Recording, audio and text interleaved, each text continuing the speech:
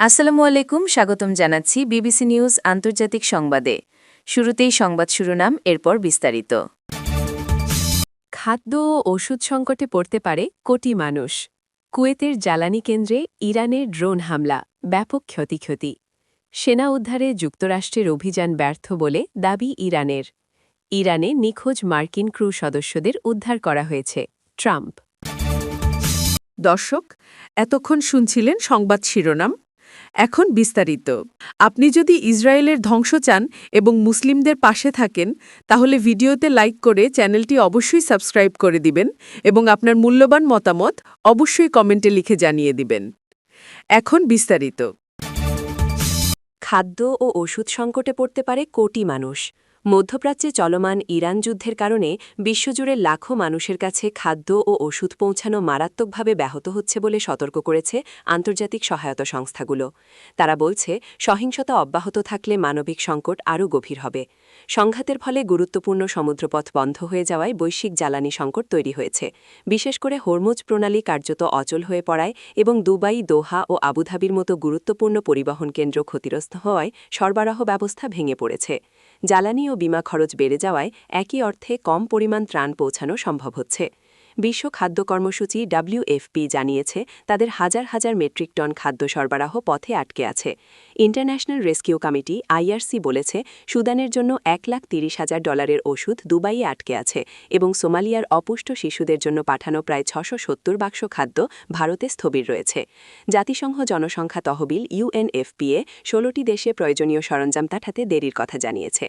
জাতিসংঘ বলছে, কোভিড-19 পরবর্তী সময়ের পর এটি সবচেয়ে বড় সরবরাহ বিপর্যয়, যেখানে পরিবহন ব্যয় প্রায় 20% বেড়েছে। একই সঙ্গে যুদ্ধ নতুন মানবিক সংকট তৈরি করছে। ইরান ও লেবাননে পরিস্থিতি আরও খারাপ হয়েছে। লেবাননে অন্তত 10 লাখ মানুষ বাস্তুচ্যুত। সহায়তা সংস্থাগুলো এখন বিকল্প পথ ব্যবহার করতে বাধ্য হচ্ছে। অনেক ক্ষেত্রে হরমুজ প্রণালী ও সুয়েজ খাল এড়িয়ে আফ্রিকা ঘুরে জাহাজ পাঠাতে হচ্ছে। এতে সময় কয়েক সপ্তাহ বেড়ে যাচ্ছে। ইউনিসেফ জানিয়েছে, আগে সরাসরি বিমানে ইরানে টিকা পাঠানো হলেও এখন তুরস্ক হয়ে স্থলপথে নিতে হচ্ছে। এতে খরচ 20% এবং সময় 10 দিন বেড়েছে। কুয়েতের জ্বালানি কেন্দ্রে ইরানের ড্রোন হামলা, ব্যাপক ক্ষয়ক্ষতি। কুয়েতের গুরুত্বপূর্ণ জ্বালানি স্থাপনাগুলোতে ইরানের ড্রোন হামলায় বড় ধরনের বস্তুগত ক্ষয়ক্ষতির খবর পাওয়া গেছে। কুয়েত পেট্রোলিয়াম কর্পোরেশন KPC জানিয়েছে, রোববার 5 এপ্রিল তাদের বেশ কিছু স্থাপনা লক্ষ্য করে এই ড্রোন হামলা চালানো হয়, যার ফলে সংশ্লিষ্ট এলাকাগুলোতে ভয়াবহ অগ্নিকাণ্ডের সৃষ্টি হয়েছে। বিবৃতিতে জানানো হয়েছে, কুয়েত ন্যাশনাল পেট্রোলিয়াম কোম্পানি এবং পেট্রোকেমিক্যাল ইন্ডাস্ট্রিজ কোম্পানির স্থাপনাগুলো এই হামলার মূল লক্ষ্যবস্তু ছিল। সামাজিক যোগাযোগ মাধ্যম এক্সে দেওয়া এক বার্তায় কর্তৃপক্ষ নিশ্চিত করেছে, হামলায় এখন পর্যন্ত কোনো প্রাণহানির খবর পাওয়া যায়নি। তবে অগ্নিকাণ্ড নিয়ন্ত্রণে এবং পরিস্থিতি স্থিতিশীল করতে বিশেষায়িত দলগুলো নিরলস কাজ করে যাচ্ছে। কুয়েতের রাষ্ট্রীয় গণমাধ্যমের প্রতিবেদন জানায়, হামলার প্রভাব কেবল জ্বালানি খাতের ওপরই সীমাবদ্ধ থাকেনি। ইরানের ড্রোন হামলায় 2টি বিদ্যুৎ উৎপাদন কেন্দ্র এবং সমুদ্রের পানি লবণমুক্ত করার ডিস্যালিনেশন প্ল্যান্টও মারাত্মকভাবে ক্ষতিগ্রস্ত হয়েছে। সেনা উদ্ধারে যুক্তরাষ্ট্রের অভিযান ব্যর্থ বলে দাবি ইরান। নিখোঁজ মার্কিন পাইলটকে উদ্ধারে আমেরিকার একটি বিশেষ অভিযানকে ব্যর্থ দাবি করেছে ইরান। এর আগে সকালে মার্কিন প্রেসিডেন্ট ডোনাল্ড ট্রাম্প তার ট্রুথ সোশ্যাল পোস্টে জানিয়েছিলেন, যুক্তরাষ্ট্রের ইতিহাসে সবচেয়ে সাহসী অভিযান সফলভাবে সম্পন্ন হয়েছে। ট্রাম্পের ওই দাবির পরই ওই অভিযানকে ব্যর্থ দাবি করে ইরান সরকার ও দেশটির গণমাধ্যম। দেশটির কেন্দ্রীয় সামরিক সদর দপ্তর খাতামুল আম্বিয়া মুখপাত্র এক বিবৃতিতে অভিযানকে ব্যর্থ দাবি করেন। তিনি জানান, ভূপাতিত বিমানের পাইলটকে উদ্ধারে মার্কিন বাহিনী মরিয়া হয়ে প্রচেষ্টা চালিয়েছে, কিন্তু আল্লাহর অশেষ কৃপায় ইরানি বাহিনীর প্রচেষ্টায় তা ব্যর্থ হয়েছে।